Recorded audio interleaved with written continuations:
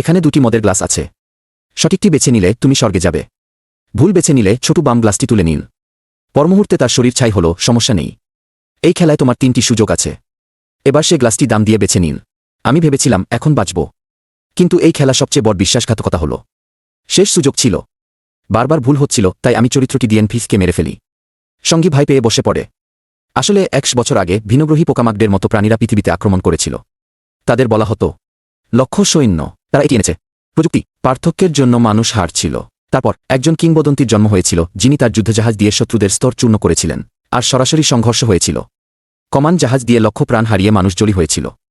আরেক আক্রমণ এড়াতে সেনাবাহিনী বিশাল মহাকাশ স্টেশন বানিয়ে প্রতিভাবানদের বাছাই করেছিল। সেখানে শিশুদের প্রশিক্ষণ দেওয়া হতো। ছোট ছিল সবচেয়ে বিশেষ। খেলায় সে কখনো হার মানত না, কিন্তু তারা তাকে সহ্য করত না। তাকে কালো ঘরে নিয়ে আধিপত্য দেখানোর চেষ্টা করত, কিন্তু ছোট ভয় পেত না। টেবিলে সে তার জিনিসপত্র তুলে বলল, তুমি আমার জীবন নেবে না, আমি তোমার জীবন নেব। তার হিংস্র চোখ বন্ধুদের ভয় পাইয়ে দেয়। এজন্য তাকে একাডেমি থেকে বহিষ্কার করা হয়। বাড়ি ফিরে পুরো পরিবার রেগে যায়। ঠিক তখনই ঘণ্টা বাজে।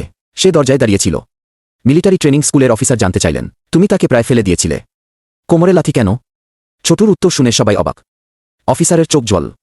সেই ব্যক্তি যাকে তারা খুঁজছিল। ছোটুর মধ্যে তারা নেতার চেতনা, মানবতা দেখল। শেষ। তাকে আবার ফাইটার একাডেমিতে ডাকা হল।